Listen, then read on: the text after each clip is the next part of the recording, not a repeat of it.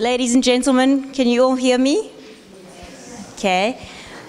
Welcome to the session on the Mindful Classroom. My name is Christine Kritsas, and I'm a counseling psychologist at the Lighthouse Arabia, where I work extensively with children and families who are in distress.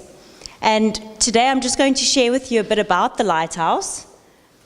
We're a mental health and well-being centre located in central Dubai, and we offer a range of services to individuals across the lifespan.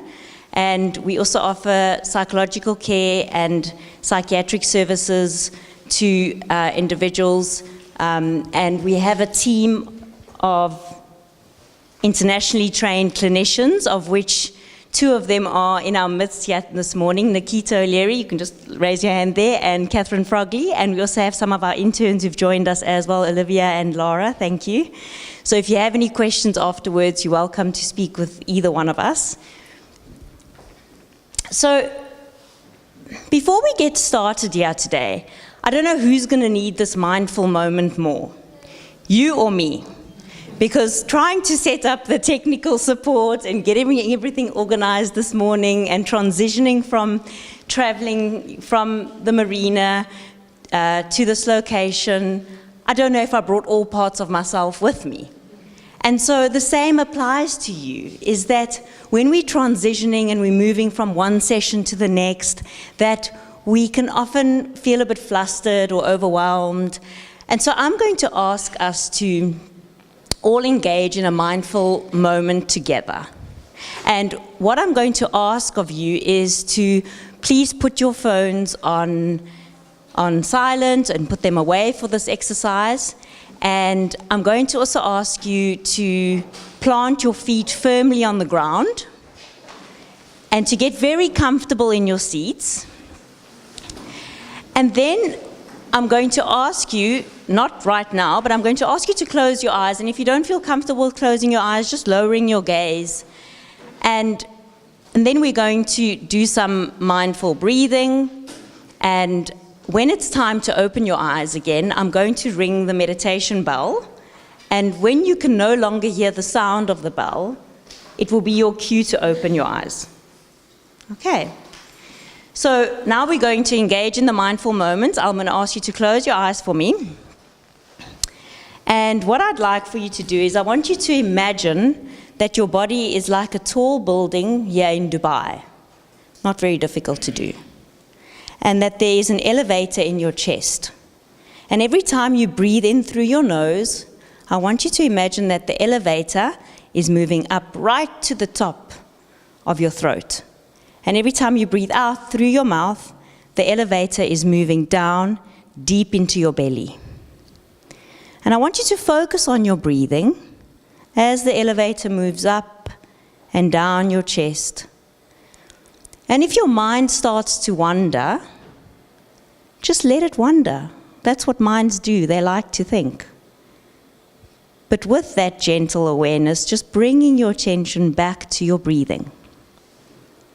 And just focusing on the elevator that is going up and coming down. Breathing in through the nose and out through the mouth. And in through the nose and out through the mouth.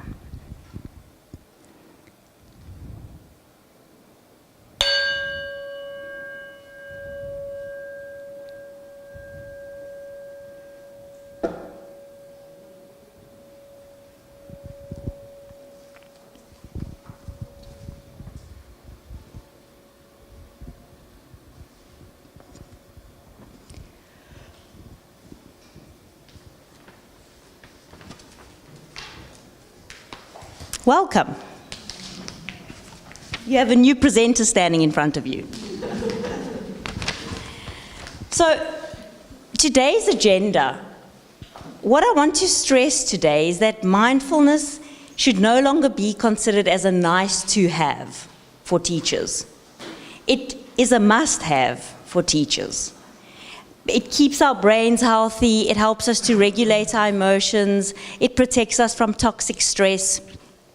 And especially living in a place like Dubai, where this region is characterized as being fast-paced, transient, we're consistently moving, making changes, that it is so important for us to slow down.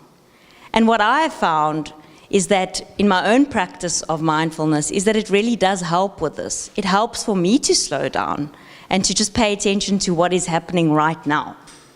And so the simplest definitions of mindfulness is, mindfulness is paying attention to your life, here and now, with kindness and curiosity. The definition that resonates with me is that mindfulness is noticing what is happening right now. And I want to share with you, in January I met up with one of my friends and we went for a walk. And he was saying to me, Christine, one of my intentions for 2019 is to be fascinated. So I said, okay, John, that's nice, you be fascinated. And he said, yes, I want to be fascinated by things. And as he was speaking, I was understanding where he was going with this. To be fascinated by people, to be fascinated by things, to be fascinated by the world. And he said, through being fascinated, I will inevitably become grateful. He goes, but my intention is not to be grateful. I said, that is very interesting. And it made sense that if we are fascinated by things, if we take the time to stop and just look at things and just in wonder of how these things exist, that through that we will cultivate the practice of gratitude. And so I really liked that, and I've taken it with me, and I said, I'm going to make it my intention too for 2019. So apart from that, mindfulness is also about the short moments of awareness that are repeated many times. And so it is about starting small. It is about starting a practice maybe on a daily basis where you're engaging in this mindful minute that we just did, and building on that practice. So it's not about an all or nothing that you have to start out big, but really just what's the next small step that you could take to engage in this practice? Because in order to have a mindful classroom, you're going to need to be a mindful teacher. And in order to be a mindful teacher, you need to be a mindful person. Full stop.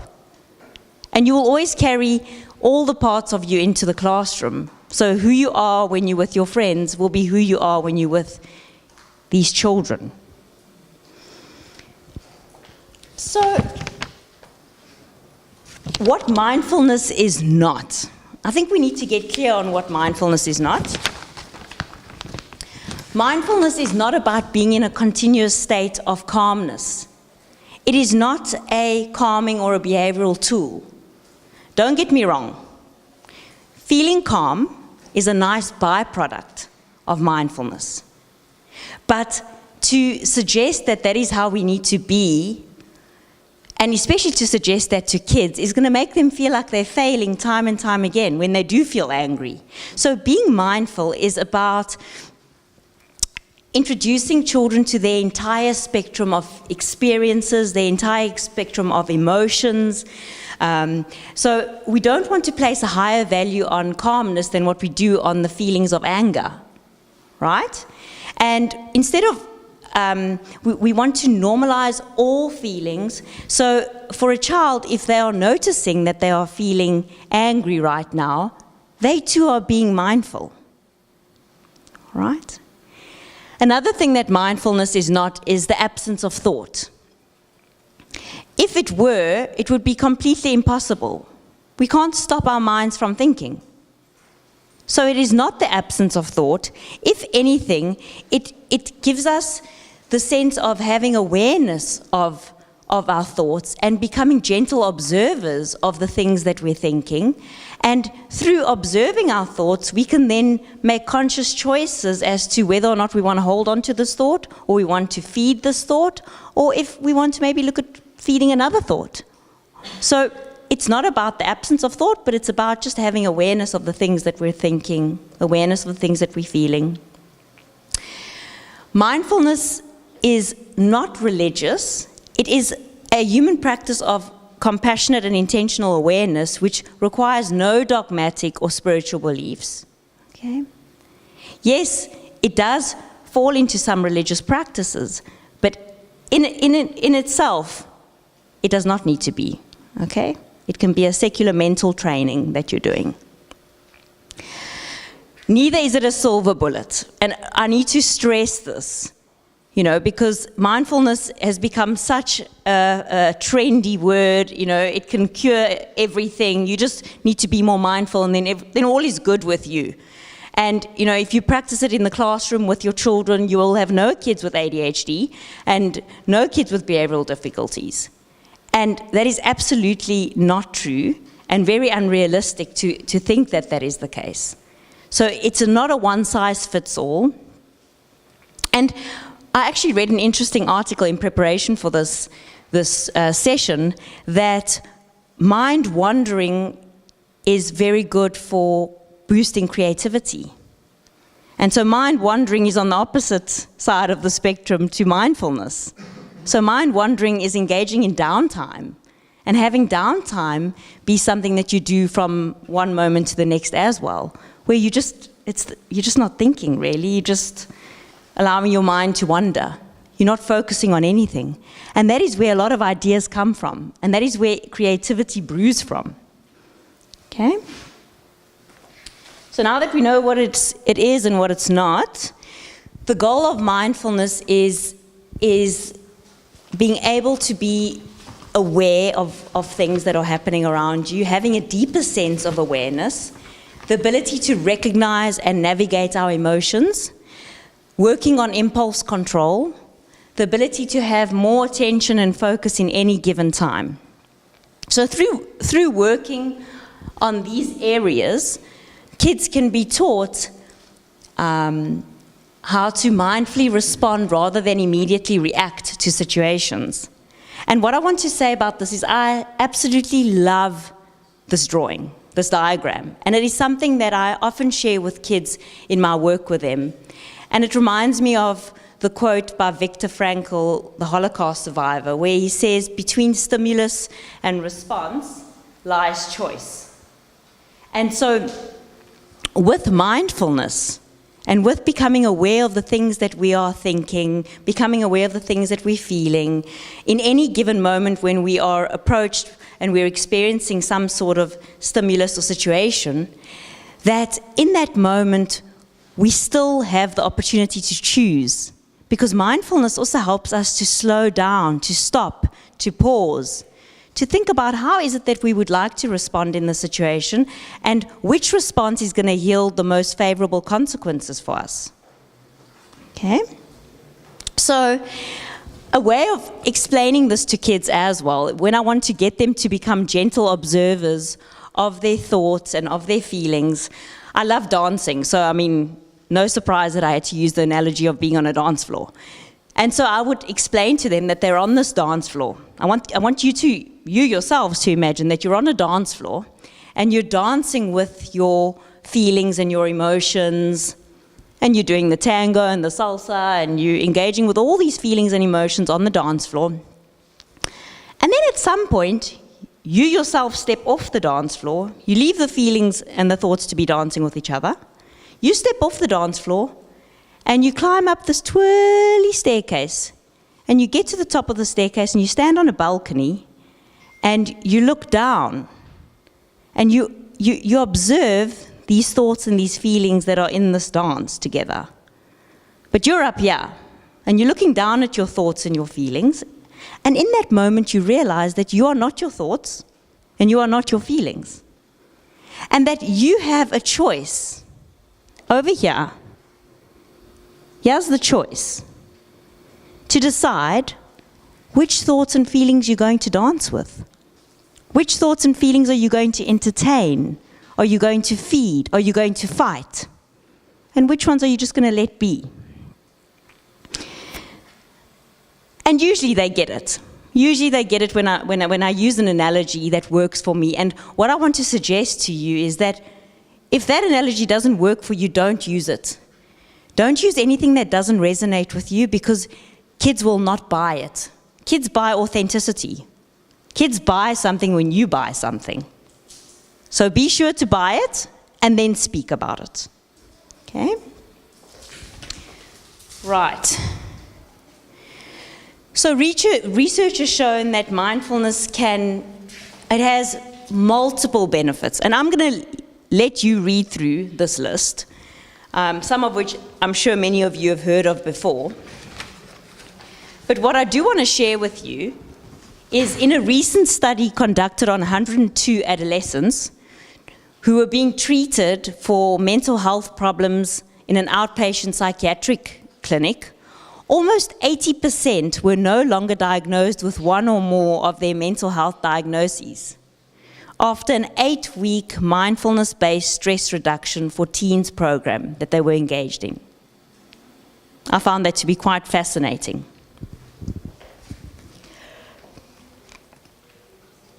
So how does it work?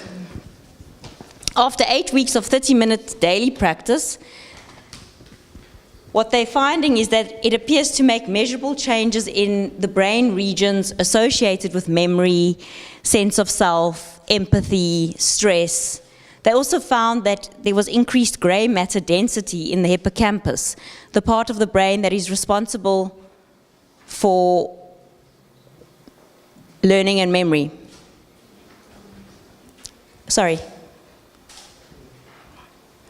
And in structures associated with self-awareness, compassion, and introspection.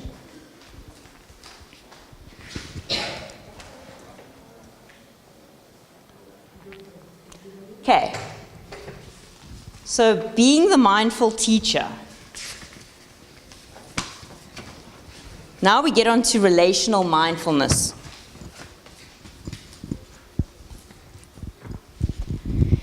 So, being a mindful teacher requires a level of conscious awareness. It requires a sensitivity when you're teaching. And there's a lot of back and forth nonverbal communication that's happening between a teacher and their students. And so when a teacher comes into the classroom all stressed, children can pick up on the physiological cues of the teacher. They can pick up on your facial expressions, they can pick up on your body language. And so there's what is called mirror neurons, which is at a neural level. Kids are able to absorb and pick up on the teacher's state of being. And there is a sensitivity which our nervous systems have to one another that we need to be aware of. Okay? And emotional contagion is that our emotions are constantly being transferred to one another in any environment. Children are constantly trying to attune to the adult in their environment. And in having said that, we get what's called the surrogate frontal lobe. And what we mean by this is that children's parasympathetic nervous system is incomplete by design.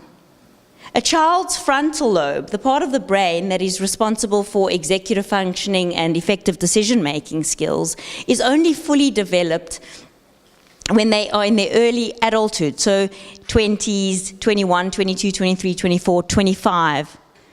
So when parents ask their kids, what were you thinking? The truth is they weren't. Okay?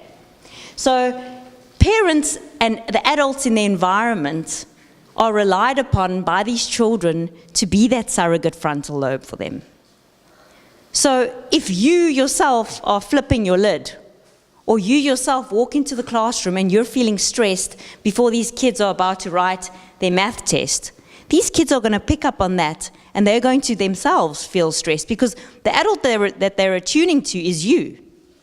Okay, so to really check in with yourself when you're feeling flustered, and maybe it is that you engage in a 5-minute mindful practice before class starts.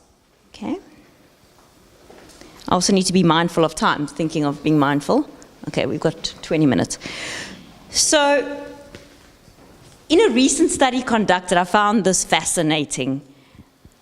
In a recent study conducted on leaders in an organization, they found that it takes 7 minutes for a leader's mood to affect an entire team. And I don't think it's any different in the teacher-student dynamic. Okay? And like I said earlier, it's important that you're engaging in your own personal practice and that you yourself buy into mindfulness if it's something that you want to teach kids. And it doesn't even need to be that you are having a mindfulness lesson with children. It can just be that you do a mindful minute with children when they walk into your classroom, just to help them transition. Okay?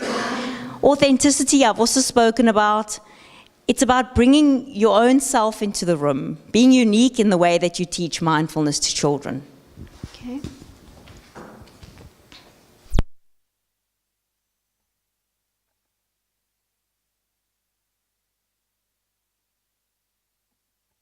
Brief periods of mindfulness during your lessons. It can be transitions between classes. So as soon as the children arrive in your class, they could still be thinking about what happened in the previous class, or they could be thinking about the argument that they just had with their peer on the way to the classroom, or what they're going to be doing during break time. And so, yet again, it is important to bring all parts of themselves into the classroom. And so what you may want to do, which is something that I do with children before their session starts with me at the Lighthouse, is that often they're coming for an afternoon session, and I can see they're coming in flustered, and the mom's still screaming at them because they were late for the session, and they arrive at the session, and I can just see that they've flipped their lids. The prefrontal cortex is offline. And I'm thinking, hold on a second. If I'm going to try and let this child get anything out of the session today, they're going to have to be brought back to this moment. And so what I would often do is engage in a mindful moment with them. And so you maybe want to do the same, or think about doing the same with the children that you work with, just to get them to recalibrate, come back to this room, and so that you can start your lesson and you know that the information that is being transferred is being absorbed. And another way to do this, research has shown, is by using the mindfulness bell, the meditation bell. And what this helps with is, it can be the cue in your class when you ring the bell. Instead of trying to raise your voice at these kids, you just ring the bell. And that is the cue for these kids to refocus, to come back to where they need to be. Very easy and accessible on Amazon, by the way. So, engaging in a mindful minute may be helpful. Listening to the mindfulness bell may be another practical thing that you can start with. Again, we stick to the practical things, otherwise we never really get round to doing it. Elevator breathing is what I just did with you now. I actually did a demonstration of that with you. But getting your kids to close their eyes, to imagine that there's an elevator in their chest, to breathe in through the nose and out through the mouth. And every time they breathe in through the nose, they imagine the elevator going up. And every time they breathe out through the mouth, the elevator goes down. And this is something that they can do for 5 to 7 breaths, just to bring them back to the present moment. And it's interesting when you ask them, well, so what were you thinking about while you were doing the exercise? And they'll be like, the elevator. I'll go, right, so you weren't thinking about the maths test tomorrow? No. And you weren't thinking about the fight that you had with your friend on the playground? No. I said, wow. I said, well, you were just being mindful because you were here in this present moment. So it's a lovely way to teach kids how to come back to the present moment, and even adults. The body scan is another simple technique that we like to use. It's a simple, structured way of checking in with the different parts of your body. It's useful for grounding when facing intense emotions. And so with the body scan, you'll ask the child to lie down on a mat, or you'll ask the children in your classroom to lie down on the mat, have them close their eyes. Imagine that a white light is running through their bodies, but that it is stopping at each of the different muscle groups, each of the different body parts. So you may want to start with the left foot, and imagine that the white light is there, and get them to tense the muscle in the foot and release. And as they release the muscle, that they are also imagining that they are releasing tension from the body from the body, from that specific body part. And then moving up to the left calf muscle. And then moving up to the knee and the thigh. And so you go up and down again. And it's just a lovely way to get them to be grounded again in that moment. And then we've got the stop technique. I find this to be so helpful, not only with children, but also with adults that I work with. And because it's a lovely visual for them to take with them. But it's a reminder that we need to stop every now and then. We need to pause. We need to take a few deep breaths. Okay? We need to observe what is happening around us. How are we feeling in this moment? What are we thinking in this moment? Okay? And then when we proceed, what is the most important thing for me to attend to right now? Okay? So, where should one start?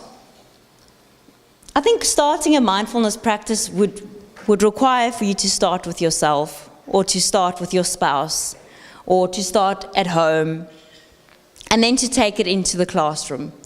And set a time and start with a micro meditation. And these apps today are so helpful, the Headspace app and the Calm app. And I'm always amazed when I hear my adult clients speaking about this, that they're often coming in and saying, yes, I'm doing Headspace every morning, and I'm finding it so helpful. I'm doing my own meditation. And so it doesn't require you having to go and sign up for a mindfulness course or meditation classes to be able to start engaging in the practice. And finding moments in your day where you can practice mindfulness, whether it be in the car or the shower or before dinner, the park, the beach, before the class starts. I find that I am most likely to engage in a mindful practice when I go for my run in the morning. So I engage in mindful running.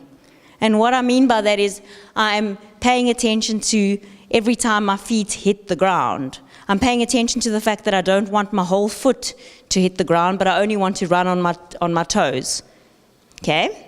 I'm paying attention to the sights and smells around me. It was very interesting the other day, paying attention to the smells around me, but I was running in the marina, and the next minute I smell, it's 7:30 in the morning, and I smell shisha. And I was like, oh.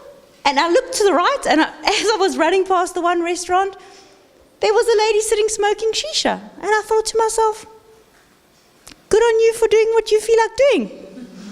And I just carried on running. But just paying attention to everything that is happening in my surroundings. And so it can be when you're going for a walk, it can be when you're going for that run, or whenever it is. And using the transition times for 15 seconds of stillness and awareness. So that can also just be before the kids come back into the classroom, just you taking some time out. And setting an intention for how you want to be in the class that day. What kind of a teacher do you want to be? Being mindful of that. Which values do you want to live in accordance with? Thinking about your own value system. Okay? I think that goes without saying. What I would like to do is I'd like to show you a quick video on mindfulness, and this is what we will finish off with. I'm so impressed that I can do the hyperlink.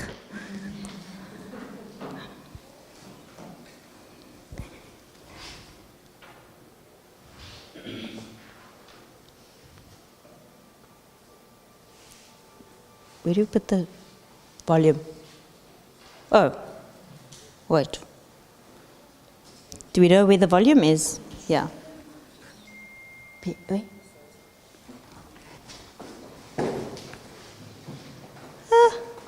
So much for doing the hyperlink, you can't.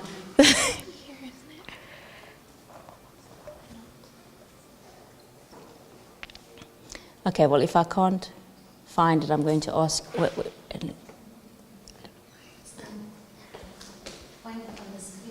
Oh, on the screen. Oh, it's a touch screen. It is? Which one? This one? Oh, look there. Ah, Laura, I don't know what I would do without you. Really. And the audience. Okay.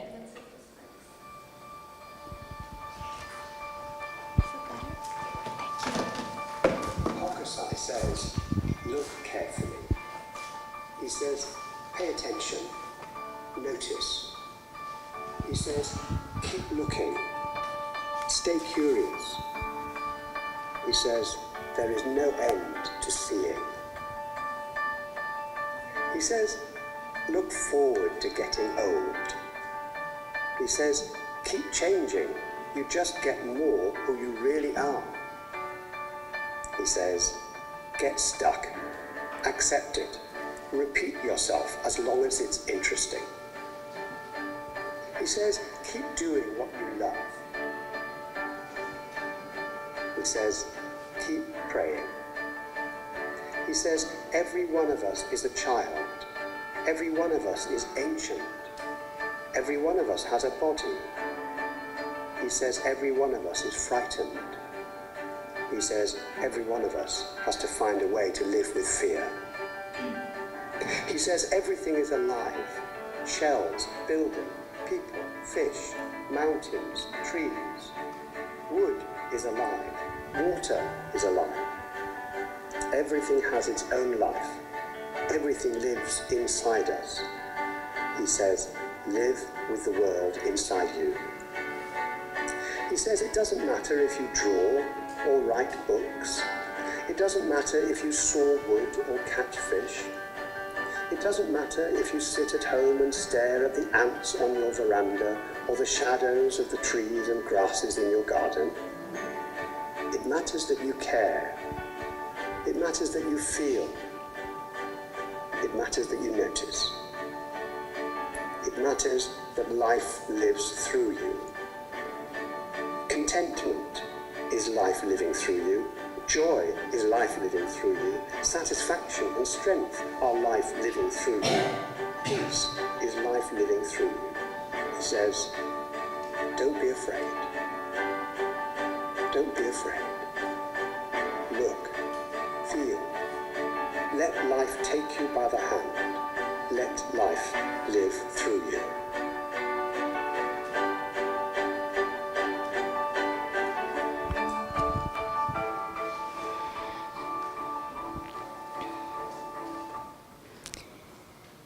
So that brings us to the end of the session for today. I thought I would leave some time for any questions or comments from the audience, or just to give you time to transition to your next session. The research you did about the changes in the brain. Yes, sure. Sure, just one. Laura? Oh, here we go.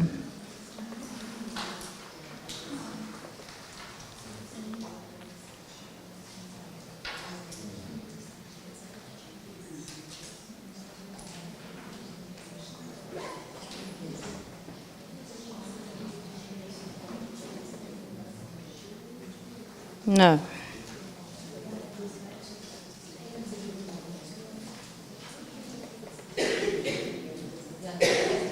Okay, from current slide.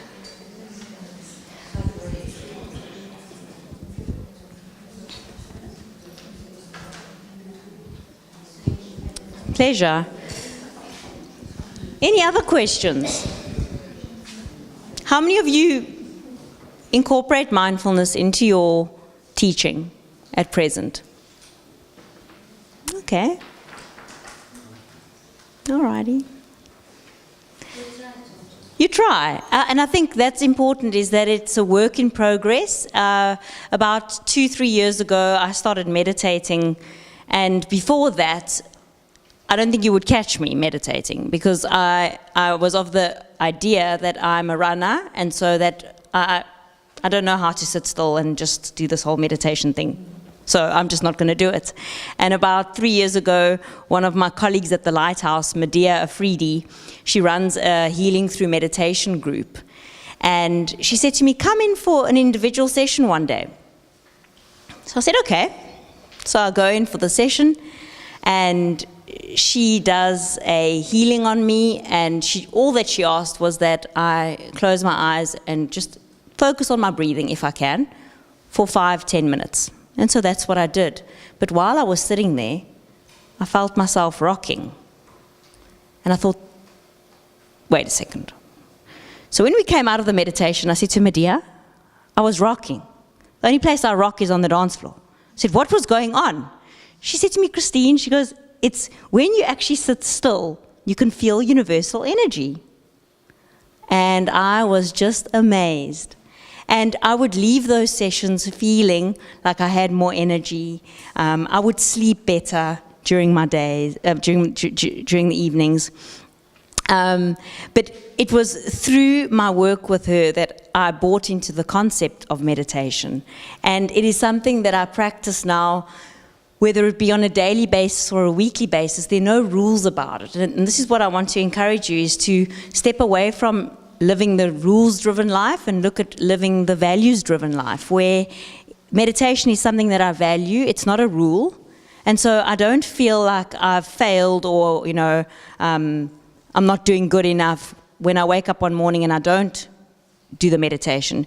Same as for running. Running is a value of mine. It's something that I valued from when I was a kid, because we grew up with it in the home, exercise. And so if I go for a week without a run, I can feel it in my body. I can feel something feels off for me. So it's not about looking at living a life according to rules, but living a life according to your values. If meditation and mindfulness is something that you value and you can see that it's worked in your life, it will always find a way to show up in your classroom. It will always find a way to show up in your daily being. And so really to start small and to think about, what is the next small step that I can take to start this practice and to go from there?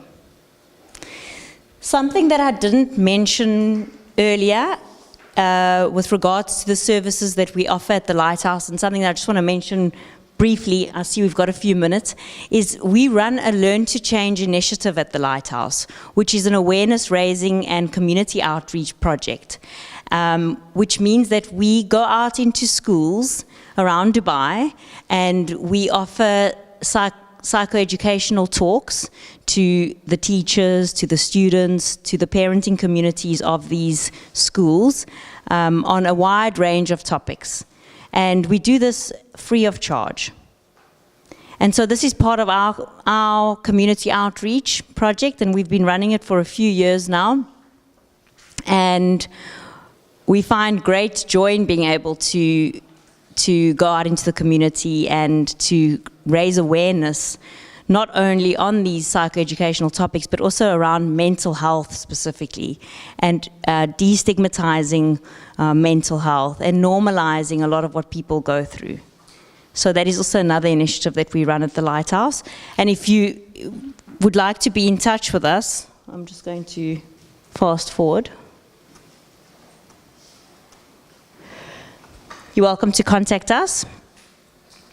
We are very active on our social media as well. If you are interested in learning more about different topics, values, every month we have a theme based around some or another value that we are working on, and some or another intention that we have going. So you can follow us on social media, Instagram, Facebook, to stay in touch with us. And if you have any questions, please feel free to reach out to myself, Nikita, Catherine, Laura, Olivia. We're all here to take your questions. Thank you.